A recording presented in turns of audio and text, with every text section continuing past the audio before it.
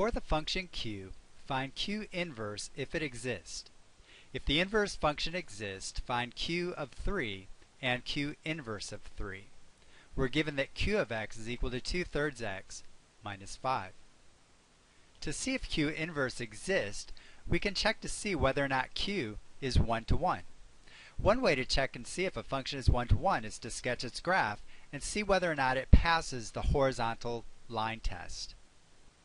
The horizontal line test says that if every horizontal line intersects the graph of a function f at most once, then f is a 1-to-1 function.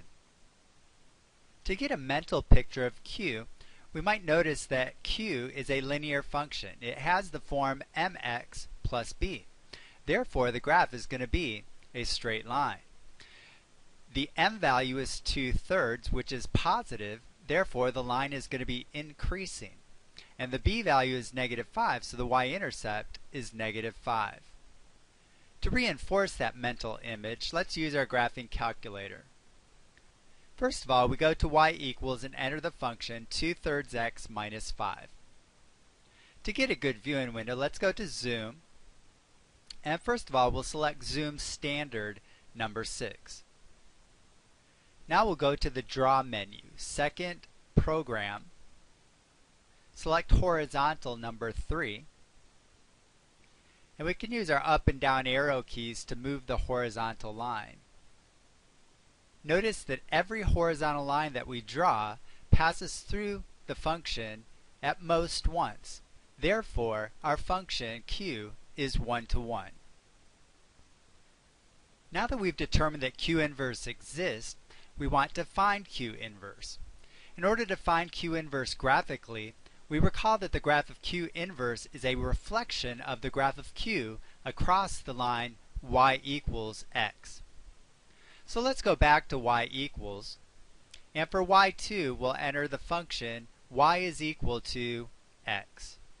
And I'm going to change the style to dotted. To get an even better viewing window, I'm going to go to Zoom and this time select Zoom Square, number 5. So to sketch the graph of q inverse, we want to draw the reflection of the graph of q across the line y equals x. So we can see that it's going to be an increasing line, but it's going to be steeper than our original line. To get a better picture, let's go to the Draw menu, Second Program, and select Draw Inverse, which is number 8. We want to draw the inverse of y1, so we go to the Variables menu, move over to Y Variables, select Function, and then y1,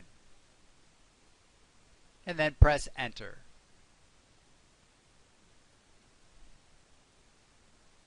We can see that the graph of q inverse is also aligned, so it must have the form q inverse of x is equal to mx plus b as well. Let's see if we can find the equation. Let's first of all write out the process for evaluating q of x. To find q of x, we first of all have to multiply x by 2/3 and then subtract 5.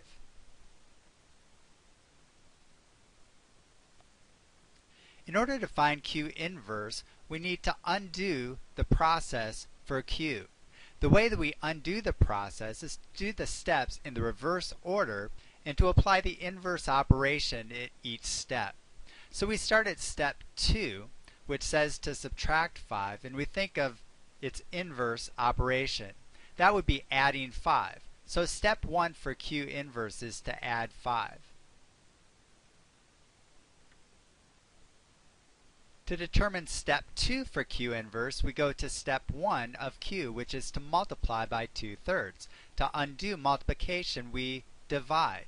So we'll want to divide by 2/3.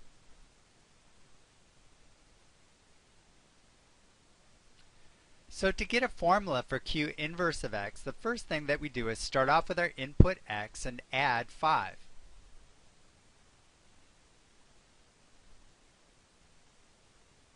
Then step 2 says that we need to divide that result by 2/3.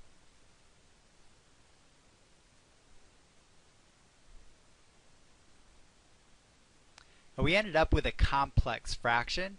In order to simplify that, we recall that dividing by 2/3 is equivalent to multiplying by 3/2. So we can rewrite Q inverse as 3/2 times the quantity x plus 5.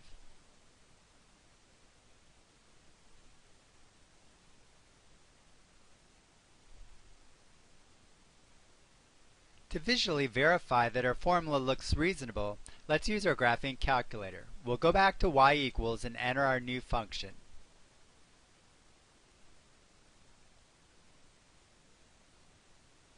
We move down to y3 and we enter 3/2 times the quantity x plus 5.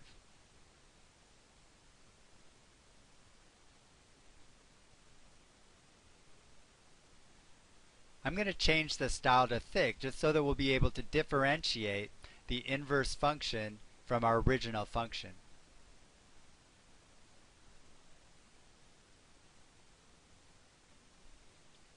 Just move to the left of y equals using your left arrow key and then press enter to change the style to thick.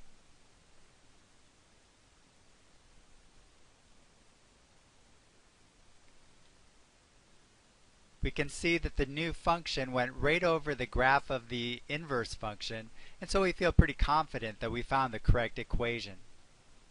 Now that we've found the inverse function, we can go ahead and find q of 3 and q inverse of 3. To find q of 3, we substitute 3 for x in our formula for q. We get 2/3 times 3, which is 2, and then subtract 5 to get -3. To find q inverse of 3, we substitute 3 for x in our formula for q inverse. We get 3/2 times the quantity 3 plus 5. Well, 3 plus 5 is 8, and 2 goes into 8 4 times, and 4 times 3 is 12. So q inverse of 3 is equal to 12. In case you're interested, there is an alternative way of finding the formula for q inverse. To find a symbolic representation for q inverse, we can perform the following steps. Step 1, we verify that q is a one-to-one function. Well, we already did that. We used the horizontal line test to show that q is one-to-one. Step number 2 says solve the equation y is equal to q of x for x, obtaining the equation x is equal to q inverse of y. So for step 2, we start off with y is equal to q of x. But we know that q of x is 2/3 x minus 5, so we make that substitution. We now solve this equation for x. So first of all, we would add 5 to both sides, and that gives us y plus 5 is equal to 2/3 x. To isolate x, we can multiply both sides by the reciprocal of 2/3, which is 3/2. We get 3/2 times the quantity y plus 5 is equal to x. We started off with y is a function of x, but now that we've solved for x, we have x is a function of y. And the name of this new function is q inverse. So x is equal to q inverse of y. In this exercise, we're not working with an application, so the x and y don't have any particular meaning to them. So finally, in step number 3, we interchange the x and y to obtain y is equal to f inverse of x. Right now we have y as the input and x as the output, but traditionally we use x for the input and y for the output, so that's why we make that interchange. Notice that we ended up with exactly the same function as before. Q inverse of x is equal to 3/2 times the quantity x plus 5.